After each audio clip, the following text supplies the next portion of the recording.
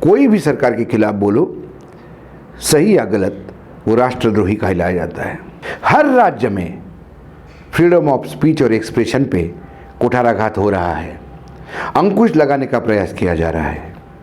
कभी राष्ट्रद्रोह के नाम पे ये आरटीआई एक्टिविस्ट को आप किसी केस में फंसा के भी आप नहीं रोक सकते, और वो लगातार आपका भ्रष्टाचार उजागर कर रहा है, तो फिर उसके बेटे को उठाओ। यानी जहाँ सत्ता में हम हैं वहाँ हमें नंगा नाच करने का अधिकार है, और यदि कोई दूसरा नंगा नाच करता है तो उसके नंगाई पे बोलने का प्रखर होकर यह हमारा अधिकार है। गवाह को ये बोला जाता है कि तेरे बच्चों को हमने अगवा किया है, यदि तू कोर्ट में मुंह खोलेगा तो तेरे बच्चों को मार दिया जाएगा। आप अलग कानून बनाते ही इसलिए हो कि उसको परिभाषित, क्योंकि आज खुद कहते हो कि इसका फॉर्मेट हमारे पास नहीं है। नमस्कार, स्वागत है आपका हिंद वॉइस में। लेकर आया हूँ आपका अपना कार्यक्रम अशोक वानखेड़े बोलता है तो फिर तोलता है, और इस बार तोलेंगे हम केरला की सरकार को। केरल की सरकार को भी इसलिए तोलना ज़रूरी है कि वहाँ एक अध्यादेश निकला है, और वो अध्यादेश ये कहता है कि किसी भी व्यक्ति ने किसी भी व्यक्ति के बारे में यदि कोई ऐसी सामग्री तैयार की है या फॉरवर्ड की है या वो धमकीनुमा सामग्री है जिससे दूसरे आदमी को ठोस पहुंचती है, तो उसे कानूनन 3 साल की सज़ा हो सकती है, 10,000 रुपये का जुर्माना या दोनों। यह अध्यादेश कल परसों ही वहाँ के गवर्नर जो है, गवर्नर साहब ने साइन किया है। जो वहाँ का केरल पुलिस एक्ट है उसमें कहा जाता है Kerala police act amendment ordinance 2020।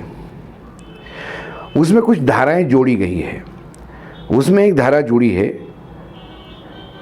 118A, जिसके तहत यह इनकॉर्पोरेट किया गया, मतलब लागू किया गया है। इससे होगा क्या कि सोशल मीडिया से लेके अखबार से लेके टीवी चैनल तक सब इनके अंडर आएंगे, और कहीं ना कहीं ये सरकारी नियंत्रण करने का मीडिया पे, सोशल मीडिया हो, इलेक्ट्रॉनिक मीडिया हो, ऑडियो विजुअल हो या प्रिंट हो, उसका एक जरिया माना गया है। केरल सरकार के मुख्यमंत्री कहते हैं कि फ्रीडम ऑफ स्पीच और एक्सप्रेशन हम बाकायदा संभाल के रखेंगे, इसके ऊपर कोई आघात नहीं होगा, या हम प्रयास करेंगे कि ऐसा फॉर्मेट तैयार करें। लेकिन जितने अपोजिशन पार्टीज हैं और उनकी खुद की पार्टियां भी इस बात को नहीं मानती कि ये फ्रीडम ऑफ स्पीच और एक्सप्रेशन को कहीं ना कहीं दबाने का अध्यादेश है। अब केरल में वामपंथियों की सरकार है, एलडीएफ की, left democratic front, CPM led सरकार है, यानी सीपीएम के नेतृत्व में सरकार है। वहाँ पर विजयन ने मुख्यमंत्री होते हुए भले ही ये अध्यादेश लाया हो, लेकिन उनकी खुद की पार्टी जो है सीपीएम, इनके तमाम केंद्रीय नेता ये कह रहे हैं कि इस ऑर्डिनेंस को डिफेंड करना हमारे लिए बहुत टेढ़ी चीज़ साबित हो रहा है, क्योंकि इस देश में जब जब फ्रीडम ऑफ स्पीच और एक्सप्रेशन या मीडिया पे कंट्रोल करने का प्रयास किया गया हो, आज़ादी से लेकर आज तक, वामपंथी दल बहुत ही मुखरता से, प्रखरता से रास्ते पे उतर के उन्होंने लड़ाई लड़ी है। जहाँ उनकी अपनी सरकार हो, वहाँ यदि ऐसा अध्यादेश लाया जाता है तो कहीं ना कहीं उन्हें भी मुंह दिखाने की जगह नहीं है। सीपीआई के डॉक्टर राजा जो है, डी राजा, जो सरकार का हिस्सा है, उन्होंने कहा कि सवाल ही नहीं उठता, इस अध्यादेश का पूरा विरोध किया जाएगा। उसके बाद मुख्यमंत्री विजयन थोड़े बैकफुट पे आए। उन्होंने कहा कि नहीं, हम लोगों का फिर एक बार विचार विनिमय करेंगे। पुलिस कह रही है कि इसको लागू करने के पहले इसका एक फॉर्मेट तय करेंगे कि इसको लागू कैसा किया जाता है। यानी देखिए कितना हास्यास्पद है हमारे देश में। एक राज्य एक अध्यादेश लाता है जिसमें अपने पुलिस एक्ट को अमेंड करता है, नई धाराएं जोड़ता है, लेकिन उसको कैसा लागू किया जाए इसका प्रारूप उनके पास नहीं है। क्या विजयन ने अपने खुद के पॉलिटिकल पार्टी, जो अपनी खुद की पार्टी है सीपीएम, क्या उसे विश्वास में लिया? क्या एलडीएफ के अन्य घटक दलों को विश्वास में लिया? यदि विश्वास में लिया होता तो जो वक्तव्य सामने आ रहे हैं वो नहीं होते। खासकर ये सोशल मीडिया पे या अखबारों पे ये कंट्रोल माना जाएगा, जो लगातार सरकार का गलत नीतियों का विरोध करते हैं, सरकार में भ्रष्टाचार को उजागर करते हैं। विजय ने कहते हैं कि जैसा राइट टू स्पीच और राइट टू एक्सप्रेशन, इस अधिकार का प्रोटेक्ट करना, इस अधिकार पे कोई हानि नहीं पहुंचानी चाहिए, ये काम हमारा है। तो हमें ये भी देखना है कि व्यक्तिगत रूप से किसी व्यक्ति के इज्जत पे हानि पहुंचती है या उसे ठेस पहुंचती है तो उसको भी प्रोटेक्ट करने का सरकार का दायित्व है, लेकिन इसके लिए कानून है। मुझे नहीं लगता कि सोशल मीडिया पे यदि कल मेरे खिलाफ कुछ छप जाए और मैं इसको यदि कोर्ट चला जाऊं तो कानून मुझे प्रोटेक्ट करता है। उसके लिए अलग कानून बनाने की कोई ज़रूरत नहीं है। आप अलग कानून बनाते ही इसलिए हो कि उसको परिभाषित, क्योंकि आज खुद कहते हो कि इसका फॉर्मेट हमारे पास नहीं है, इसको परिभाषित कैसा करोगे ये आपकी पुलिस तय करेगी। और ऐसे में हर सोशल मीडिया के पोर्टल पे, हर चैनल पे, हर अखबार पे सैकड़ों केसेस आप ठोक सकते हो और लोगों को उलझा सकते हो कोर्ट केसेस में। ये एक सरकार विरोधी जो प्रचार होता है या सरकार के भ्रष्ट कामों को जो उजागर किया जाता है, उसका कहीं ना कहीं उसको रोकने का, उसके ऊपर अंकुश लगाने का प्रयास है, ऐसा ही मुझे लगता है। लेकिन फिर हम बात करते हैं कि हमारे देश की जो राजनीति है वो कितनी दोमुही हो गई है और हर जगह हम कैसे अपने अपने जो परिभाषा है वो कैसी बदलते हैं। वहाँ केरल की बात यदि मैं करूँ तो सीपीएम ने तो अपोज कर ही दिया है, उनकी सरकार है। मैं मानता हूँ कि विजयन से गलती हो गई होगी, वो अपने लेवल पे बात करेंगे, लेकिन वहाँ कांग्रेस के लीडर है रमेश चन्नीतला। रमेश चन्नीतला बहुत बुरी तरह से नाराज़ हो गए। उन्होंने कहा कि फ्रीडम ऑफ स्पीच, प्रेस और सबको आप बिल्कुल कंट्रोल करना चाहते हैं और ये संविधान के खिलाफ है और बहुत सारी बातें उन्होंने की। लेकिन प्रश्न फिर उठता है महाराष्ट्र पे। कांग्रेस की सरकार है महाराष्ट्र में। महाराष्ट्र में एक रिटायर्ड नेवी का अधिकारी, भले ही वो मर्चेंट नेवी का हो या किसी भी नेवी का हो, एक रिटायर्ड बुजुर्ग एक कार्टून को व्हाट्सएप पे दूसरे को भेजता है तो शिवसेना के सैनिक उन्हें जाके पीटाते हैं। शिवसेना, कांग्रेस ये पार्टनर है सत्ता में। वहां रमेश चन्नीतला चुप है या उनकी पार्टी चुप है। सोशल मीडिया पे यदि मुख्यमंत्री उद्धव ठाकरे या उनके बेटे पे कुछ कमेंट होते हैं तो उनके ऊपर पुलिस केस होता है, लोग जेल में ठुसे जाते हैं।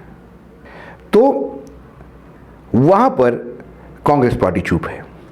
यानी जहां सत्ता में हम हैं वहां हमें नंगा नाच करने का अधिकार है और यदि कोई दूसरा नंगा नाच करता है तो उसके नंगाई पे बोलने का प्रखर होकर यह हमारा अधिकार है।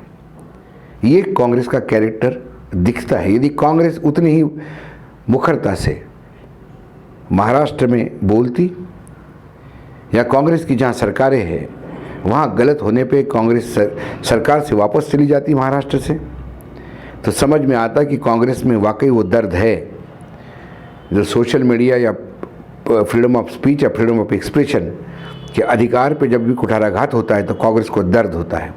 ये दर्द सब्जेक्टिव क्यों? केरल में दर्द होता है और महाराष्ट्र में नहीं, ऐसा क्यों? इसलिए मैं कहता हूं कि हमारे राजनीतिक दलों का कोई कैरेक्टर ही नहीं है। उसके बाद वहां बीजेपी है और उसके पहले चिदम्बरम साहब, पी चिदम्बरम जो गृह मंत्री रह चुके हैं, उन्होंने ट्वीट किया और ये कहा कि ये लॉलेसनेस का एक बेहतरीन उदाहरण है। तब इनका ट्वीट कहां जाता है जब बाकी जगह जहां उनकी सरकार है वहां ये काम होते हैं। फिर बीजेपी के प्रदेशाध्यक्ष हैं सुरेंद्रन, उन्होंने कहा कि ये तो इमरजेंसी जैसी स्थिति है, आपातकाल मानो केरल में लागू हो चुका है। अब उन महाशय को ये आपातकाल केरल का दिखता है, उन्हें आपातकाल गुजरात का नहीं दिखता कि एक पोर्टल पर मात्र पत्रकार यह लिखता है कि कोविड का प्रसार रोकने में असमर्थ रहे मुख्यमंत्री रूपाणी, हो सकता है केंद्रीय नेतृत्व रूपाणी की जगह किसी और को मुख्यमंत्री बनाए, उसे राजद्रोह का मुकदमा लगता है, जबकि वहाँ पे गुजरात पुलिस एक्ट में अमेंडमेंट नहीं हुआ है, वहाँ कोई 118A नाम की धारा जोड़ी नहीं गई है। राष्ट्रद्रोह एक उनके पास जगह है, चाहे फिर कोई भी सरकार के खिलाफ बोलो, सही या गलत, वो राष्ट्रद्रोही कहलाया जाता है। तब इन सज्जन की सोच कहाँ गई थी? उत्तर प्रदेश में उनकी सरकार है, आए दिन उत्तर प्रदेश में पत्रकार प्रताड़ित होते हैं। वहाँ भी ये अमेंडमेंट जो केरल में हुई है वो नहीं है, उसके बगैर ये प्रताड़ना होती है, तब भारतीय जनता पार्टी को लॉलेस नहीं दिखती, उन्हें आपातकाल नहीं दिखता। ये उनके प्रदेशाध्यक्ष का वक्तव्य ये पार्टी की सोच को नंगा करते हैं। इसलिए मैंने कहा कि हमारे यहाँ राजनीतिक दलों की परिभाषा जो है वो राज्य राज्य से बदलती है। जो आपातकाल जैसी स्थिति केरल में है वो पूर्ण रूप से अच्छा जनतंत्र या अच्छे जनतंत्र या लोकतंत्र की परिभाषा गुजरात और उत्तर प्रदेश में बनती है, जिसे लॉलेसनेस कहते हैं चिदम्बरम, वो लॉफुल हो जाता है महाराष्ट्र में जहां उनकी सरकार है। इसलिए मैं कहता हूं कि ये इनका विधवा विलाप है। कई लोग मुझे इस बारे में भी बोलते हैं कि जब भी कोई अपोजिशन आप बोलते हो कि ये घड़ियाली आंसू हैं इनके, क्योंकि वहां लेफ्ट की सरकार है, आप विरोध में हैं, आपको विरोध करना है, इसलिए आप विरोध कर रहे हैं। मैं लेफ्ट की सरकार ने जो अध्यादेश लाया उसका समर्थन नहीं करता, मैं उसका घोर विरोधी हूं, लेकिन फिर विरोध करने का अधिकार उन्हीं को है जिनका अपना भी बैकग्राउंड साफ सुथरा है। ये कांग्रेस या बीजेपी को विरोध करने का अधिकार किसने दिया? मैं कम से कम डी राजा को बधाई देना चाहता हूं कि सरकार में होने के बावजूद उन्होंने कहा कि हम सड़क पे उतर के इसका विरोध करेंगे, घटक दल होने के बावजूद। सीपीएम के केंद्रीय नेतृत्व को मैं सैल्यूट करता हूं कि उन्होंने कहा कि मुख्यमंत्री ने जो किया उससे सहमत नहीं है, हमें डिफेंड करने में बहुत तकलीफ होगी, हम मुख्यमंत्री को कहेंगे कि इनको फिर से एक बार विचार किया जाए। लेकिन कांग्रेस और बीजेपी इस देश की दो बड़ी पार्टियां हैं, ये कितनी चीजों का मजाक उड़ाते हैं और जनता को मूर्ख समझते हैं, यह बताने का मैं प्रयास कर रहा हूं इस अध्यादेश के थ्रू। मैं जानता हूं विजयन इस अध्यादेश को हो सकता है वापस भी ले लें, क्योंकि उनका अंदरूनी बहुत विरोध हो रहा है, और इस धारा का कोई ज़रूरत भी नहीं थी, क्योंकि हमारे यहाँ ऑलरेडी इतने कानून हैं, उस कानून के तहत आप बाकी लोगों को सज़ा दे सकते हो। और फिर यदि ये कल सुप्रीम कोर्ट में जाता है तो सुप्रीम कोर्ट तो पहले ही कह चुका है कि आपको जब चैनल पसंद नहीं तो मत देखो, आपको सोशल मीडिया का पोस्ट नहीं देखा तो उसका फेसबुक मत देखो, किसी ने आपके खिलाफ ट्विटर में कुछ कहा तो उसको मत देखो। ये बात अलग है कि सुप्रीम कोर्ट की देखने का नज़रिया अलग है। यदि उनके चीफ जस्टिस के खिलाफ कुछ ट्वीट होता है तो फिर वो ज़रूर देखते हैं, वो हमारे लिए कहते हैं, क्योंकि मैंने पहले ही कहा कि इस देश में यदि अवमानना या मर्यादा की चाहत आपको है तो आपको सर्वोच्च न्यायालय में जज बनना पड़ेगा, क्योंकि बाकी लोगों की ना मर्यादा है ना उनकी कोई इज्जत है। क्योंकि फिर इज्जत की परिभाषा भी अलग अलग तरह से होती है हमारे देश में। तो जब इज्जत ही नहीं है तो बेइज्जती कहाँ से होगी? बेइज्जती का होने का जो अधिकार है वो सिर्फ हमारे बड़े आकाओं के पास है, क्योंकि इज्जत उनकी है। ये मैं पहले भी कह चुका हूँ। इसलिए मैं कहता हूं कि हमारे यहाँ जब विरोधी पक्ष बोलते हैं तो उनके बोलने में एक बू आती है, और सत्ता पक्ष जो करता है वो तो करता ही है। जागरूक हमें रहना है। इसी मामले में सर्वोच्च न्यायालय का एक ट्वीट था, बहुत पहले आया हुआ 2015 का, और लैंडमार्क जजमेंट माना गया था। उसमें वो था सेक्शन 66A पे ऑफ IT एक्ट। उसमें केरल सरकार ने जो अभी अमेंडमेंट किया और जो प्रोविजन दिया है, वैसा ही प्रोविजन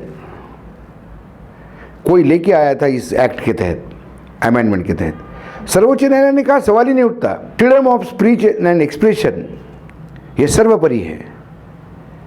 तब सर्वोच्च न्यायालय ने 2015 में फ्रीडम ऑफ स्पीच और एक्सप्रेशन को सबसे ऊपर रखते हुए वो डिसमिस कर दिया था, खारिज कर दिया था, रिजेक्ट कर दिया था।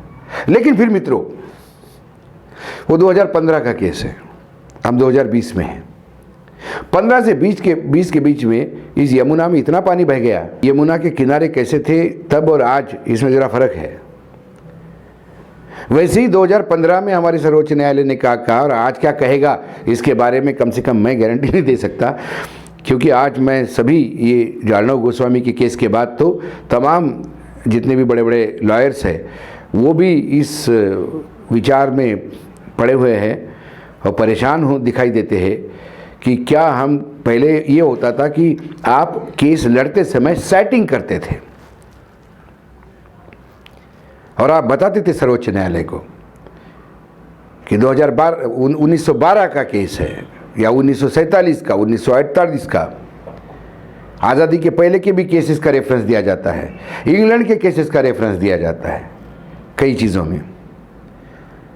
यदि किसी ने ये कह दिया कि 1970 में सर्वोच्च न्यायालय ने ये केस के तहत ऐसा डिसीजन दिया था, उसके आधार पे हम कह सकते हैं कि ये न्याय इसको ऐसा मिलना चाहिए।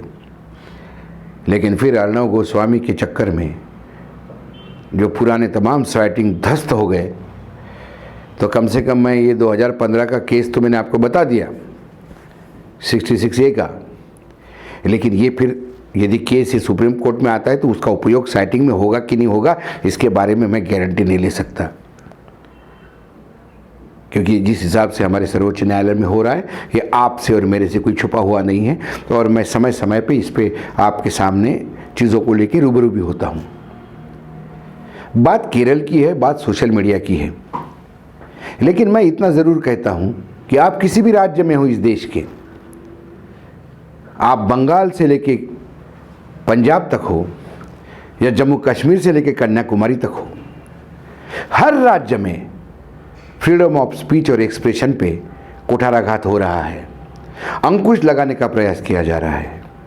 कभी राष्ट्रद्रोह के नाम पे, कभी किसके नाम पे, और बिहार वालों ने तो एक नया सिस्टम निकाल दिया कि यदि RTI एक्टिविस्ट को आप किसी केस में फंसा के भी आप नहीं रोक सकते, और वो लगातार आपका भ्रष्टाचार उजागर कर रहा है, तो फिर उसके बेटे को उठाओ। 14 साल के बेटे को बक्सर की जेल में 8 महीने तक रगड़ दिया। हार्डकोर क्रिमिनल के बीच में वो नाबालिग बच्चा पड़ा रहा। वो बच्चे को सज़ा नहीं थी, उसके पिता को सज़ा थी, चौबे साहब को, जो लगातार RTI लगा के भ्रष्टाचार को उजागर कर रहे थे। तब हम हिंदी फिल्मों में देखते हैं कि गवाह को ये बोला जाता है कि तेरे बच्चों को हमने अगवा किया है, यदि तू कोर्ट में मुंह खोलेगा तो तेरे बच्चों को मार दिया जाएगा।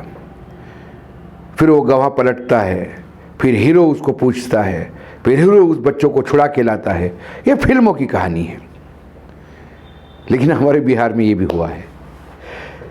तो फिल्मों की कहानी पहले ये हुआ करता था कि समाज की चीज़ों पे फिल्में बनती थी।